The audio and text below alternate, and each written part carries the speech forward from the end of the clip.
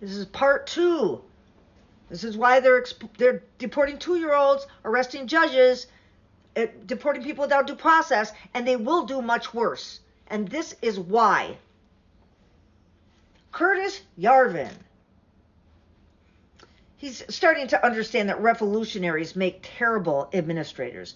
Those of us with experience in government and politics already knew this. Getting a single simple change can take years. Overthrowing the entire U.S. government?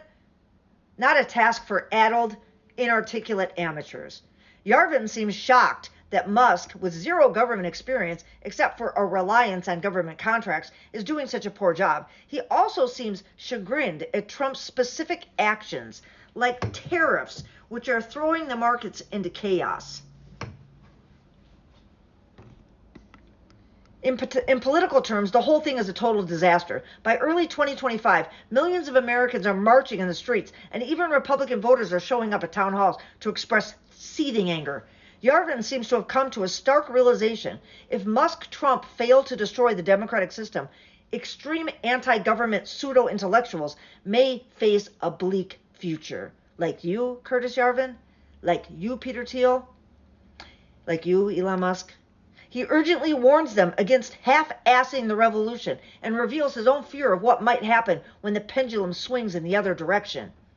But in the end, this is what he writes again, Curtis Yarvin. But in the end, it is the road toward winding up in the foam yourself, probably with me for all my troubles. This is what usually happens to right-wing intellectuals, actually. Conclusion. Yarvin fears the foam. You got that from my first video. The foam. This is what they're talking about, is foaming sick farm animals, right? He wrote at one point, you can't kill all of these Democrats, you can't kill all the liberals with foam or with bird flu, which is why they fired all the people in charge of bird flu. They fired all the people in charge of Ebola. They fired all the people because they want us dead. Yarvin sees his desired revolution unraveling under the weight of its own stupidity. He pines for intensified destruction, but it is not clear that will happen, at least not to the extent he considers necessary. So in creeps the fear. In early 2025, Yarvin is coming to terms with the towering mediocrity of his ideas. His complaints about the CEO dictator system prove exactly why it's inferior to American democracy. Despotism is a dog with no name. Once you let it go, you can't call it back. Ironically, Yarvin may soon find himself grateful for the very institutions, democracy, bureaucracy, and laws that he enjoys deriding. Our liberal system, imperfect as it may be, does not stack its citizens in mass graves for having terrible ideas. The only foam Yarvin needs to fear is the flecks on the corners of his mouth. May they serve as cruel reminders of the hysteria that led him here. This is from the Nerd Reich newsletter. You can also subscribe to the Nerd Reich on YouTube or follow Gil Duran on Blue Sky. This is Curtis Yarvin. This is what they want. He has to. He talks in terms of mass. Look, the foam depopulation. So because Musk and Trump are falling short of the revolution that they planned and that he wants. Notice the casual mention of genocide. For good measure, he links to the Wikipedia entry for foam depopulation. Foam depopulation, or foaming, is a means of mass killing farm animals by spraying foam over a large area to obstruct breathing and ultimately cause suffocation.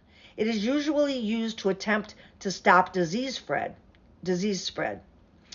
This is what he said, though. He wrote, unless the monarch is ready to actually genocide the nobility or the masses, he has to capture their loyalty or, in liberal parlance, obtain their consent. That's just how it works. You're not going to foam these people like turkeys with bird flu, right? That means your only option is to convince them to love you, right? So, this was their plan all along. This is what he wants. He wants democracy dead. He doesn't care how it happens. And I'm going to tell you, he says, if they do not have the half measures he sees them doing, he says if they do not commit more and more atrocities to shock the systems of us so we can't act, to shock us into complacency or compliance, either one, it doesn't matter which. If this administration doesn't continue to shock us every single day with their cruelty, they can't keep this momentum up, they will fail. Those are the warning words to Trump, Vance, Musk, and the rest of them, that they will ultimately fail because he sees our protests. He sees our pushback. If Curtis Yarvin is afraid, that gives me a little bit of hope.